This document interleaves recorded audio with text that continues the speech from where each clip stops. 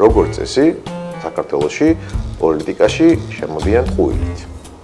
Ну, ნაწილი ეს არის აქტივიზმის სფეროდან და მე ხდება გადაფუთვა ადამიანების, იმიტომ რომ აქტივისტის იმიჯი სხვა არის და პოლიტიკოსის სხვა, ხო?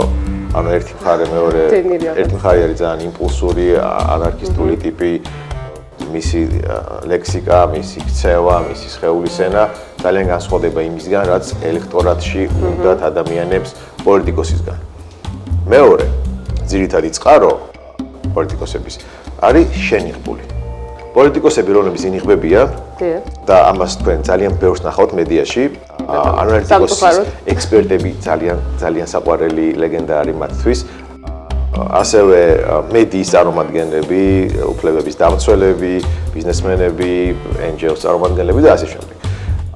როცა ამას აკეთებენ და თქვენთან ასე პოზიციონირებენ, რეალურად ისინი ქმნიან თავიანთ წარმოჩენას მედიაში. ანუ ხალხს აჩვევენ თავს და ესე ფარისეულურად მოძრაობიან ხოლმე პოლიტიკაში.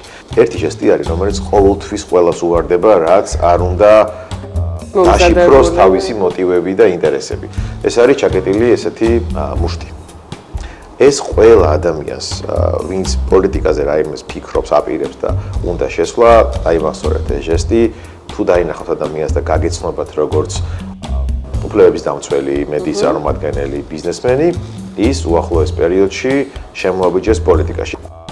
ეს ჟესტი ეკიდებათ ადამიანებს, როდესაც იმიჯმეიკერი მუშაობს მასზე და ასწავლის რაღაცებს და როდესაც ისინი ეცნობიან ბევრ მასალას, ანუ როდესაც უყურებენ ბლოგებს, ყველაზე ჩვენთვის საყვარელი სფეროა პოლიტიკოსების ნაწილი, იმიტომ რომ ჩვენ დავიწყეთ ყველაფერი ამის სწავლება და ანალიზი ტყუილის ამოცნობის თემით, შევქმნი პროგრამა სიცრუის თეორია და მთავარი თემა იყო აი და აქედან გამომდინარე ჩვენთვის ძალიან ისეთი საინტერესო მასალაა მუდმივად.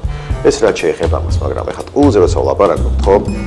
მთავარი ტყუილი პოლიტიკაში არის სწორედ შემოსვლის მომენტიდან, რაც აღნიშნე.